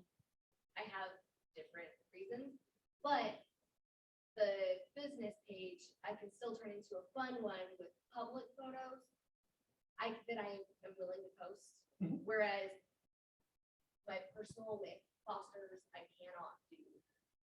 Absolutely, yeah. So you won't be able to convince me to integrate for privacy. No, of course, all and I that don't want to. reasons. So Yeah. anyways. Well, and that's, if anyone else is in a similar situation, go ahead, Cash. The best business pages that I've seen specifically for realtors is they still follow the same thing. 80 of it's personal, 20% of it's business. I mean, there are pages that I follow, people that I followed on my Facebook that I'm like, oh wait, this is actually a business page. There you go. I thought it was just a personal. Yeah. Okay. So maybe if you're super locked down on one, make your other one feel like public personal. Yeah. And that's where I was like, yeah, I can do that because I have no problem posting my kids that I've adopted, you know, on that or talking about them on there because they're mine. I don't have any more worries. They're mine. Yeah. You know, and so I do like that. But I also was thinking about, I kind of want to turn that personal one or the business one into a fun family house project That's exactly what you should do. Where, So I don't care how many social media accounts you have. If you want one where all you do is post about hyper violent anime, great. But one of your accounts should be doing this. What you do with your other accounts, I don't care. Those are your toys. Do whatever you want with them. Or maybe you'll find clients in the hyper violent anime community, but I don't know that that's where I would dip my fishing lure. Cool. This was very scatterbrained, and I apologize for that. But what I'd like to do for our action item today is I'd like each of us to pull up a Google Doc or whatever, and we're going to write, if we can, 5, so the next 5 business days of social media posts. So 4 of those should be about yourself, about whatever, and 1 of them should be about real estate. And you will find that those lines blur just a little bit, and that's okay. Like, you don't need to be hyper rule about it. The main thing is you need to come off as a human. You know how humans plan their social media posts a week in advance? That's human. I've always wanted to, I just. But even, who here already posts every day to social media? Okay, so the people who did not raise their hand, if we even get you to post 1 post today, I'm going to call it a win. Those of us who post every day, or kind of post every day, whatever your frequency is now, if you're posting multiple times a day, that's fine, keep going. Other than that, I want to increase your frequency just a little bit. My goal is push us all a little bit higher level performance than whatever we were doing until a bit before this class. Before we jump into that, I need you to all give me evaluations because I'm trying to become a certified instructor.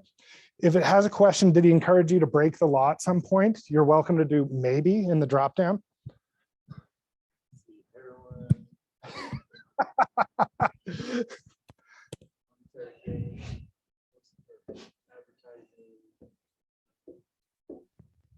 I got the official answer from Dean. I was wrong.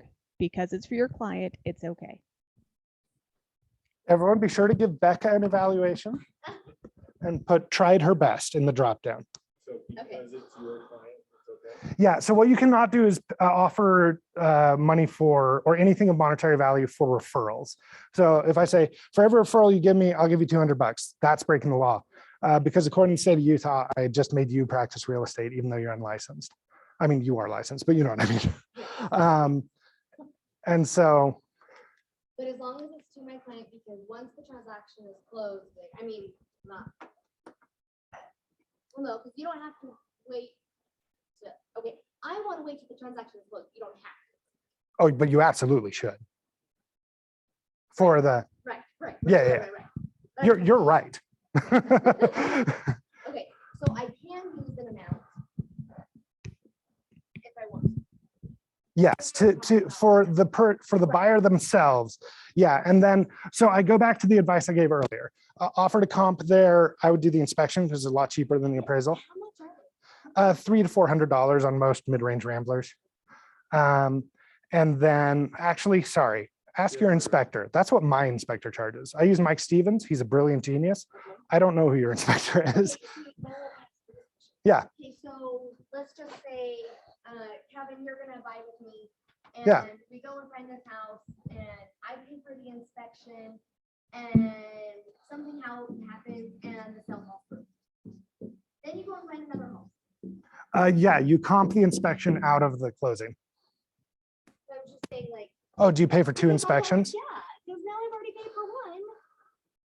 Have that conversation with your inspector. No, well, because like my inspector gives a discount on the second inspection if that happens. Oh, okay. That's also, I can't read your mind, but I suspect that's less of a threat than you think it is. Of course that happens. I don't think it happens as often as you might be worried about. So whatever you do, Julie. That. Yeah. But I'm just saying, I don't want to pay. I don't want to have to pay for, Yeah, 2 like. inspections or. No, I get that. So what you do, let's say that, yeah, you've talked to your inspector, you've learned what it would cost and you don't want to do it. Just make sure it's very clear at the beginning.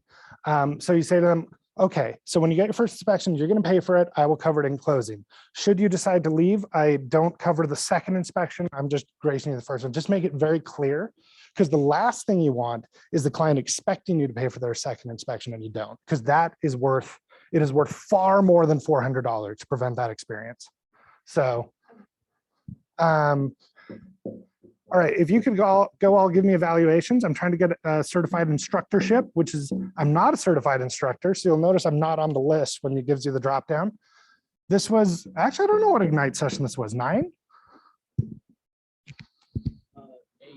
8?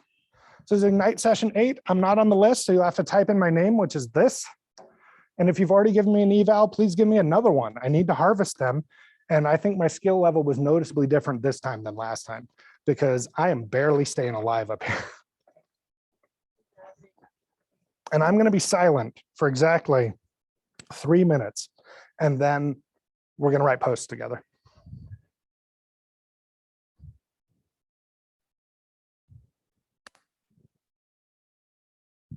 Becca, you have to give me a perfect evaluation. That is our corrupt arrangement. She might be taking care of her family or something, or giving me a perfectly flawed evaluation. I have never done one for you. I'm sorry.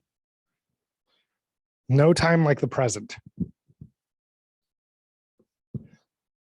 a question for the social media. Let me have my last 2.5 minutes of silence, and then I would love to jump into it.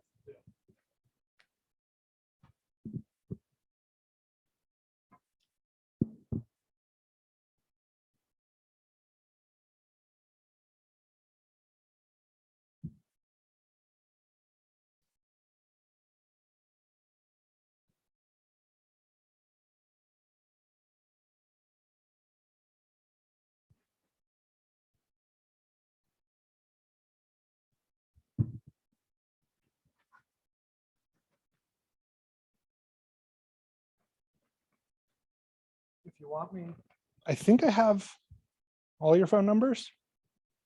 Tyler, did you text me? What's your last name? Oh yeah, you're in here. I will text you. I think I'm gonna go home and take the COVID test just to be safe. And if it comes out positive, I will text all of you very apologetically and then bring you cupcakes as soon as safe to do so. Joe, if you want that text, then we need to trade numbers. Okay, I don't think I have it, and I've stayed pretty far away from all of you. I did approach Julie once to give her the mic. Sorry, you can have 2 cupcakes. Catherine, you too, you're sort of in the blast zone. I'll just get a dozen cupcakes, and how you guys split them up, we can sort of assess your risk levels. Okay, since I started jib-jabbing anyway, let's hear your question, Cash. Value of pictures on posts. Oh, yes. Value of pictures is high. That is actually another thing that I should have. Well, no, I don't need to write this down. Facebook loves video. And so if you can get video on posts, that's top tier. Otherwise, get a picture on there. If you can't get a picture on there, don't. But yeah, we know that the algorithm loves video, likes pictures, and it's complicated with text posts. Huh? See how that was a Facebook reference? That was pretty good. I'm a comedian by night. Gonna just practice my type 5 with you guys now. Facebook.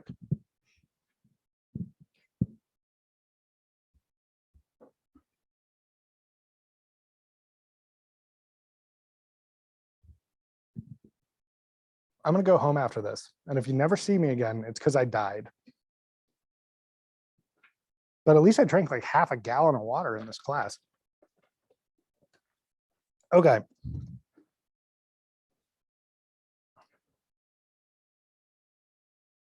What's the effectiveness if what's so a photo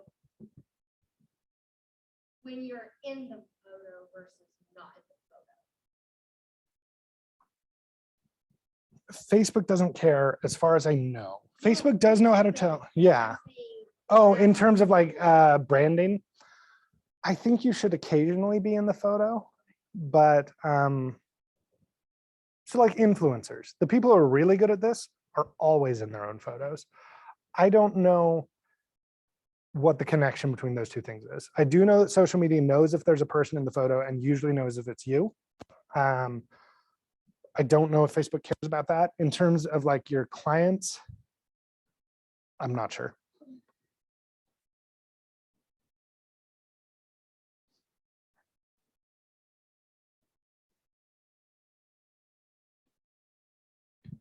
Cash and Joe, you're the ones who raised your hands on daily social media usage. Do you guys use stories? Yeah, I do. I mostly use stories. Okay, so I set a goal earlier this week that I was going to post a story every day on Facebook. Do you guys want to jump in that goal with me? Yeah. I'm going to jump in. Sweet. Well, welcome aboard, Julie. Sorry, anyone is. You're all. I just want to push you into slightly higher social media usage than what you do now. Because I only posted 4 pictures for my tablets. So I'm a poster. So now I'm trying to break that habit. Yeah. I would like to. Yeah, whatever pushes you closer to intentionality and using Facebook at a high level for your business, or I should say social media, because another way you could improve your social media usage is you could jump onto another network like Twitter or whatever. So, Joe, I'd like to get your opinion on this, but I feel like stories is a place that you can post multiple times a day without it being annoying. Like if you go through and you make like 4 or 5 individual Facebook like big posts, people are probably gonna start thinking you're annoying, it's too much. But it's not super uncommon to have 4 or 5 stories throughout a 24-hour period. Yeah. You know, I see people that have, 15 lined up. It's like you just swipe. Yeah, I just ended up swiping through it. And guys, we're not going to be hot forever. Gotta leverage this while we got it. But even if you just swipe through it, though, I don't think that ever happened a lot of times. That's actually a good point.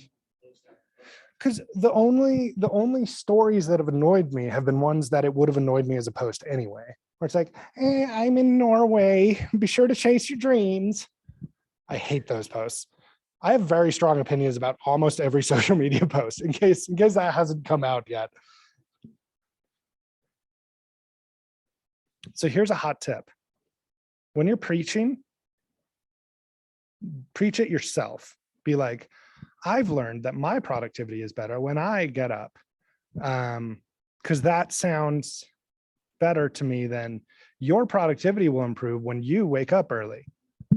I friggin' hate the genre of influencer. It's always a hot 20 something. And they're like, you won't know your limits until you chase your dreams. And it's them in a field of flowers or whatever. I hate that genre of post so passionately. But it pulls numbers. So if that's who you are, Tyler, let's get you in a field of flowers, buddy. Although that was more of like a feminine version of that genre. With dudes, I feel like they're at the gym and they've got their muscles like tearing their shirt and they're like, I have no tolerance for weakness. Ugh. Is everyone writing social media posts? Am I distracting you too much? No, I'm getting down the names that I wanted to figure out what to write with. Awesome. So, Julie, I'm proud of you. You're going to go places in this industry. Does anyone want to workshop any ideas? Because we have a group here and you're going to put it out in public anyway. Like people are going to see it. So you may as well. Cool. My non-posters on the back row. Cade, do you need any help? You feel you have direction? Yeah, I think so. I think it's really just a matter of, starting. Absolutely. I've just been blank for a while. I mean, I have followers and friends and whatnot. It's just active in posting, but I've been active in, Yeah. like participating and liking and commenting and everything like that. So. Do I follow you? Actually, I'd like to follow all of you because then if you have a really good idea, I'm going to steal it. Oh, and do that, by the way. Steal like crazy. Cash, I know we follow each other. Cade with a K or a C? With a K, Kate Anderson. Now when stealing, do you just like screenshot it and make it your own? Like exactly yours?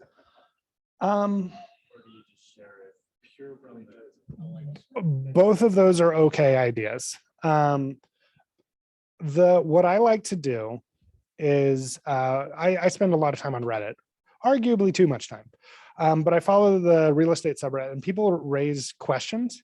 And I love to take that and then port it to my Facebook where it's like, so these two guys argue about how big a down payment should be or whatever. And I have an opinion about it. It's like, that's a post. Boom, throw it on Facebook. Julie. Sorry, this is totally not even in reference to this because we're talking We're in the closing phase here. What's an LO? LO, loan officer. Okay, there we go. Thank you. Kate Anderson, we have one mutual friend. You in a blue jacket and what looks like a woman in a red jacket. Is that you? Okay. You have to friend me. That's you saw my name. I'm the only Cavan helps on earth, by the way. I check periodically. There's no one else with my first and last name. Wait, are you going on Facebook? Yeah. Oh, you're not on Facebook? I am, but it's like very inactive. Okay. You can find me on IG. I'm gonna put the initiative on you guys. Everyone please follow me or send me a friend invite and I'll accept it. Perfect. I'm on the verge of passing out here. Where's the best napping place in the office? You feel you presented yourself very well. I didn't do any voices or even a single cartwheel. Like you had a good attitude and you're still not complete. You've done well for really don't feel like that. Perfect.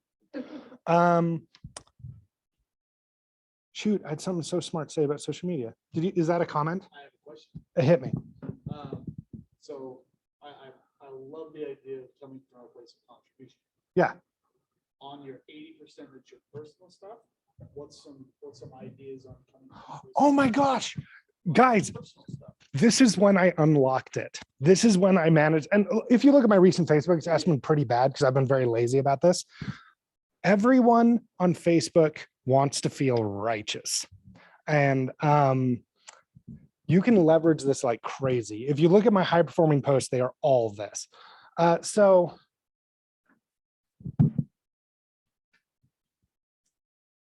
if you take, okay, chances are a good number of your friends are in one of the two huge political factions, right? And so if you can find a way to weave this, you know what they find righteous, you know what they respond to. If you can find a way to touch on that without pissing off the other faction too much, you're gonna hit Facebook gold. Probably everything has been so divisive lately in the news. Okay, so let me hit on this. I'm a South African immigrant. I'm a first generation immigrant. My parents came here when I was 2. I don't have a South African accent, but I say things like missionary.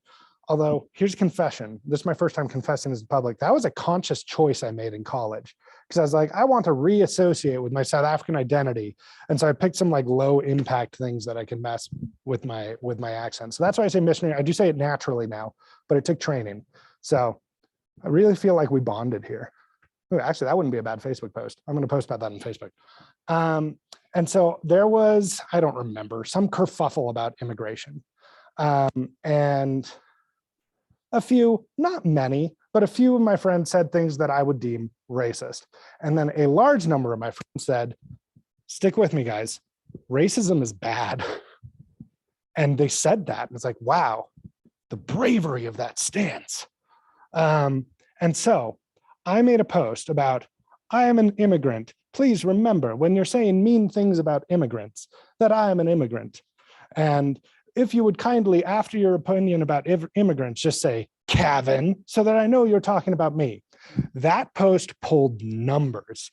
I got over 100 responses, like comments on it. It got a massive response because I had the vast majority of my friends were like, yeah, racism's bad. And then a small number of my friends are like, well, we're talking about illegal immigrants, not you. It's like, whatever, you're increasing my clout. I don't care what you were talking about. My South African family and friends all reached out to me like, could we share this post? We loved this post. And that pulled numbers. And so that was one of my highest performing posts. And it's because it gave people a chance to feel righteous. You don't have to do anything. You just have to agree with me and you are righteous. I know the way I'm describing this makes it sound evil. And I think it's a borderline evil behavior, but it pulls numbers. The results cannot be argued with. And look, you're anti-racism, right? Who can fight that? And so it's not always easy, and people will start fights with you over it, and it's going to make you sad.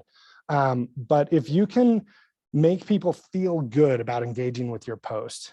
I did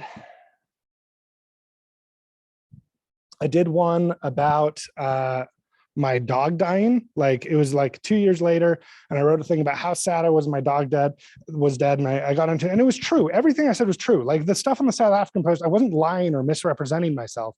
I was just sort of, hey, you want to feel righteous? Jump on the South African immigrant train.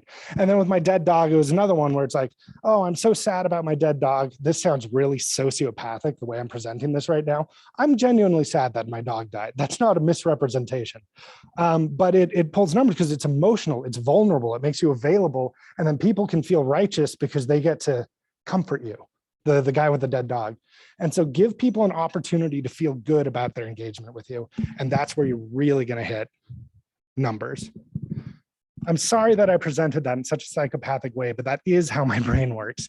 Catherine. Religious posts are awesome. Peter does, yeah. And that's the religious posts that I see work fall into two genres. The ones I hate and the ones I like. The ones I hate are, I'm going to run with Christianity. I don't know what religion you are, but we're going to run with Christianity here. Obviously, LDS is a big religion in this place, but you can actually leverage that either way.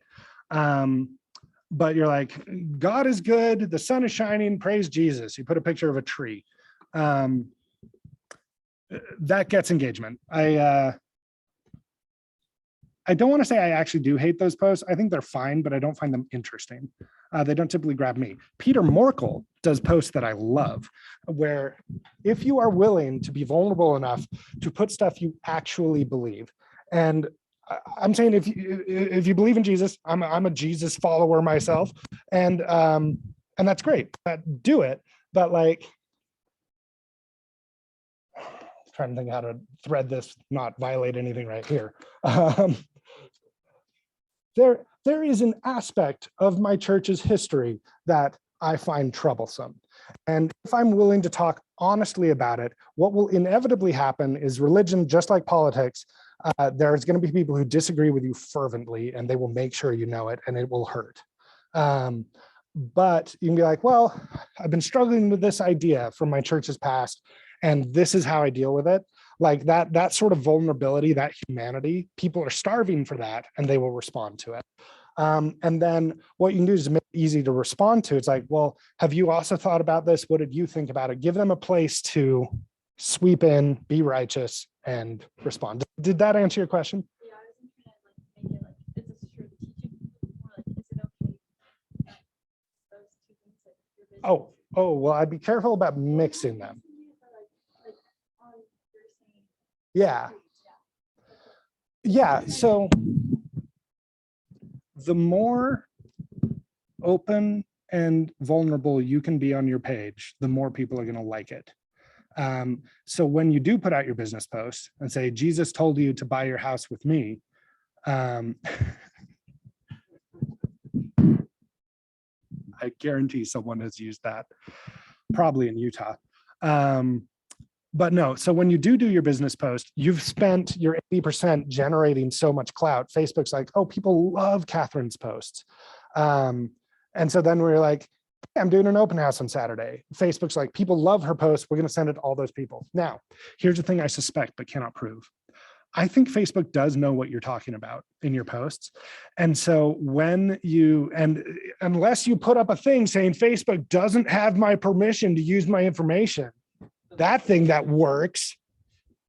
But if you forgot to do that, guys, then Facebook has. Yeah, no, I love those. Ooh, I'm gonna post about one of those too. I need to write these down.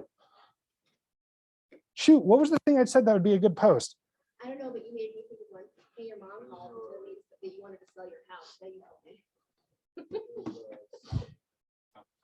Something to do with South Africanness, yeah. Oh, South African, yeah, South African, like idiom. Yeah, okay. And what were we just talking about 1 minute ago? I think I'm having a Can I stroke. post on my real estate page on my personal page, should I make the same post on my business page or vice versa? Or they should always be different? I don't think they have to be different. Oh, so the page that you're protecting the privacy of. No, okay. So Oh, my personal page when I'm on friends with all my friends. And Yeah. my business Facebook page. one thing you can do, and this is what I do, is when I put videos up, I put them on my business page and share them from my personal page. I am certain this makes them take a hit from Facebook because Facebook wants you to pay them money to advertise those posts. They don't want to give you free advertising on your personal page. So Um, post it on your business page and then share it to your. Yeah, that way your business posts are getting to your business audience, all 3 of them or whatever. But then they also hit your personal audience. I might be shooting myself in the foot by doing that. So I'm warning you, I don't think that's actually optimal, but it's what I'm doing because I do use advertising. And it was Facebook privacy posts. That was the other one. Okay, I'm so sorry. Did everyone get at least 1 post written? Or with you guys, more than 1 post written? Nice, excellent. Does anyone need help? Is everyone feeling good? Do you know what your next social media play is? Cool. I was gonna talk about prospecting, but my head's exploding and we only have 4 minutes. So one last round of questions and then I'm gonna go just die. Just like a cat in the street. I like to make sure that everyone knows what they're going to do for prospecting, because probably one of the biggest struggles I had here is people said, make your calls. And I didn't know what that meant. Do you know what your next prospecting session is going to look like? And do you want help with it? No, but start. Yeah, I just didn't.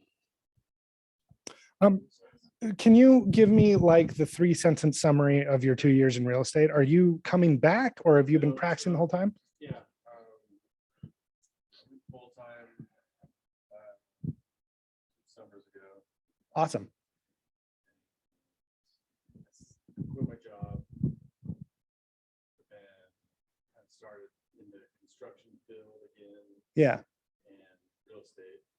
So now I'm like balancing those 2 things. Working a lot. Uh-huh. Tons of hours, not coming into the office as much. Sure. Yeah. What did we talk about last time? I know we talked about offering CMAs. Oh my goodness, my head is so foggy. Okay. I'm just not making my calls. Still like sending some emails, text, like that. Just Yeah. pushing.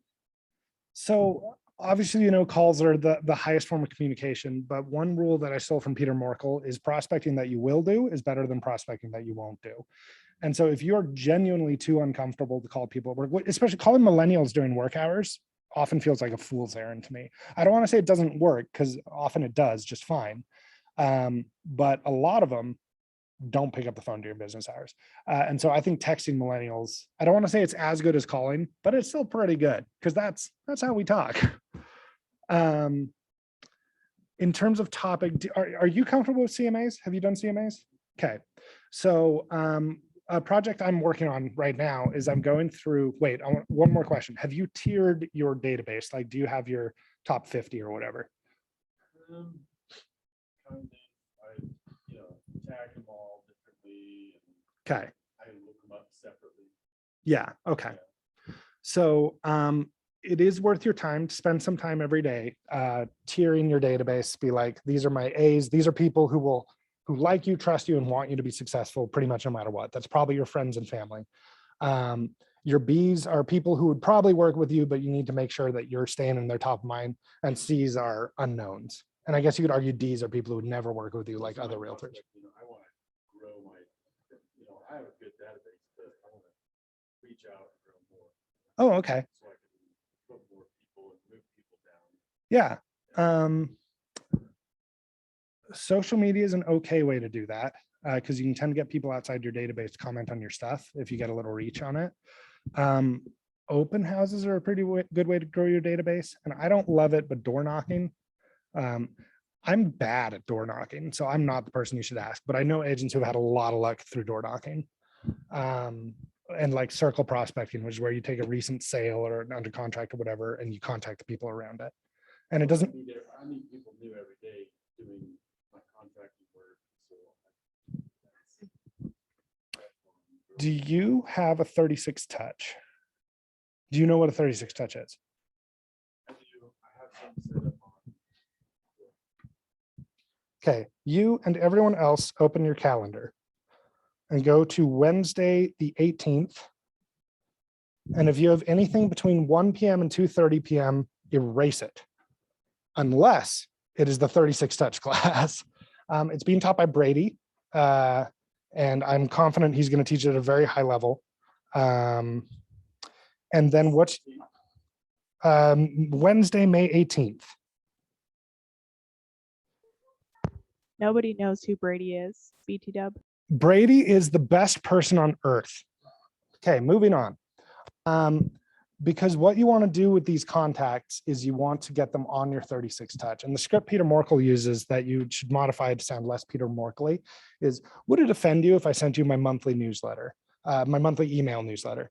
And in most cases, they'll be like, no, that's fine. Or if they say yes, then don't do that. Don't send it to them.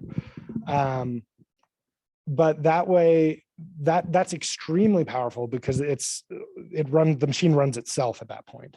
And so that changes your goal when adding people to your database to add them to your database. Like you can ask them for business right there if you want, but the important thing is capture their information so that when they're doing a transaction, you're top of mind.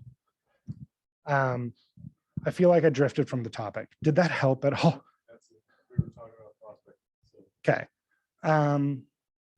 And then I would definitely spend some time every day actually contacting some of the people in your database. And what I've been doing is with homeowners, so initially I was contacting people saying, hey, home prices rose 27% on average in Utah over the last year. Do you want to see what your home is worth right now? And then I send CMAs to those people. Of those CMAs, I have a 1 in 4 leads to a really good real estate conversation. Very powerful. I would consider even sending it unsolicited, where you do a CMA for them, send it over, hey, I've been practicing market analyses, or I'm doing analyses in your area, whatever is correct and whatever you're doing. And I noticed your home is worth this. Do you want to talk about it? So you can try either of those, but CMAs are really powerful right now because I don't think homeowners understand how much their homes have appreciated in the last year or even the last 2 years. Any other questions about prospecting? Yeah. Cash. The whole making your calls thing just. Sure. I don't know. I have right now like 100 or 105 people in my database. That's it. And I've been doing because I just became full time. So I've been calling, talking about, hey, this is what I'm doing. Just so you know, and then using the Ford script, right? Yeah. Just a quick little plug, like, oh, I'm full-time agent now, and that's it. And doing that, but very soon there's going to come a point where that call is no longer any important. So, what does it mean to make your calls right? Once you've done all your calls. Yeah. Excellent question. And that's, yeah. So at that point, so they should be hearing from you once a quarter at least. Once a month, it's probably okay. But even that's 3 calls a day. So your next post should be increasing the size of your database. I do not pretend to be a master level agent at doing this because I've lived here my whole life. I have a pretty sizable database. And so that's something, it's been okay growing it organically. However, as I said with Joe, like I've seen agents who door knock at a high level who have managed to make that work. If you want to talk to someone about it, Colby Kerr is really good at it. Colby Kerr, he's upstairs, he wanders around, he's got tattoos, he's an anime nerd. And that's his whole personality. Yeah, that's Colby Kerr.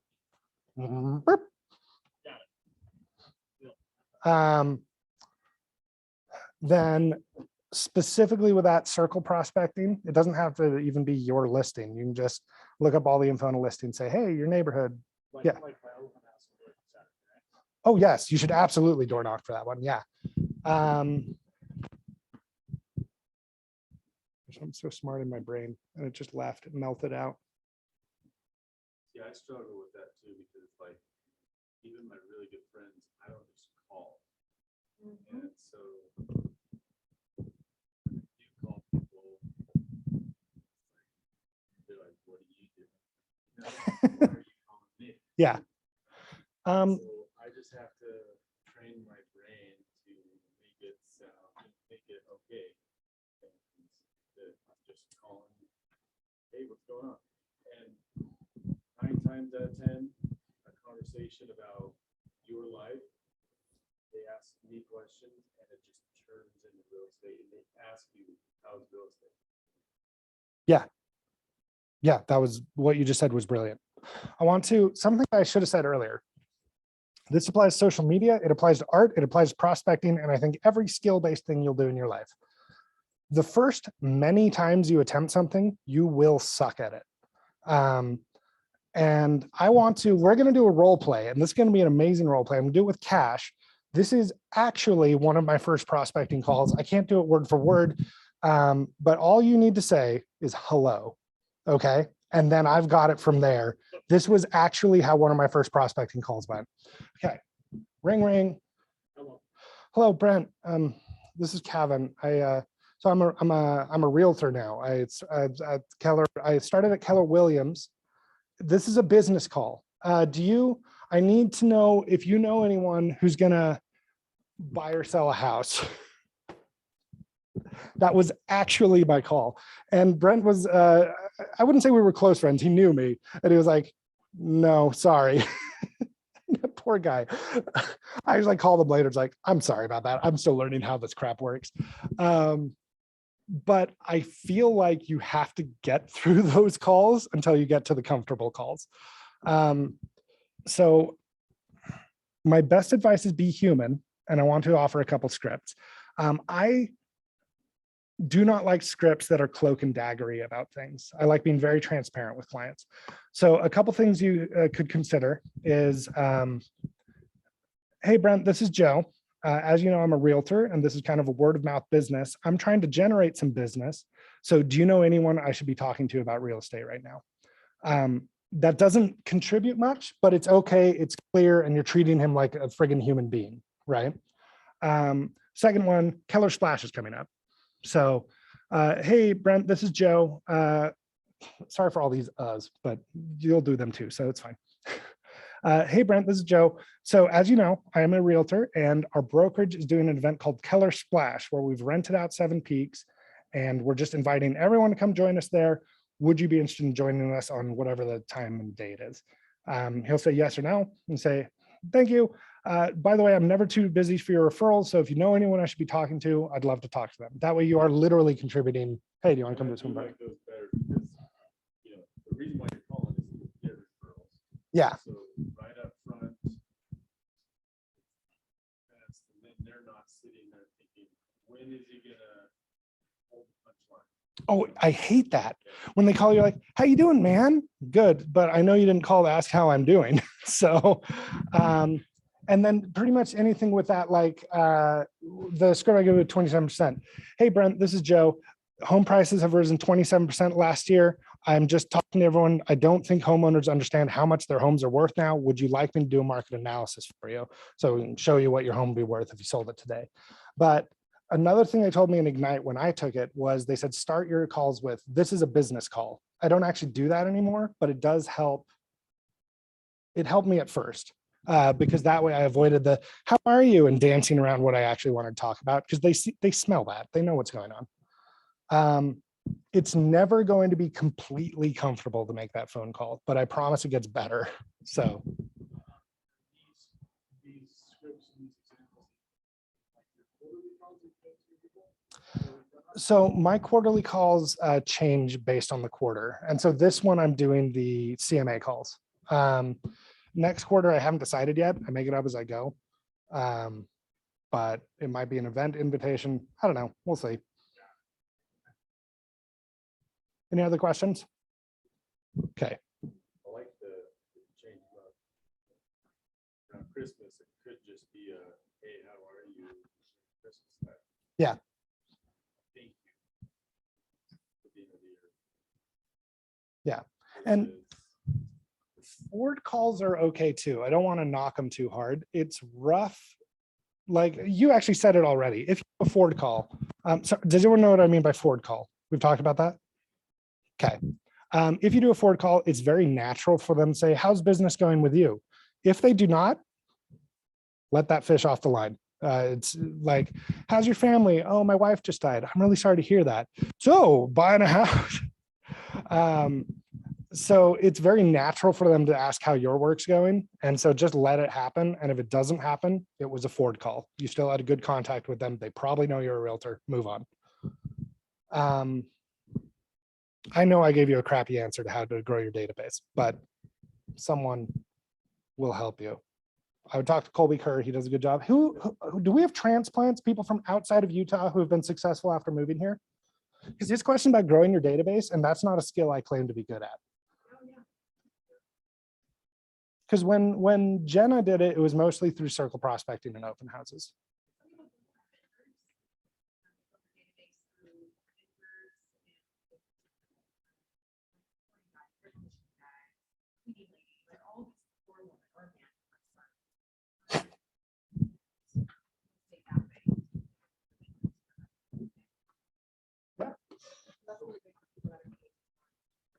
Is there an agent you know who does that at a high level that I could send cash to talk to?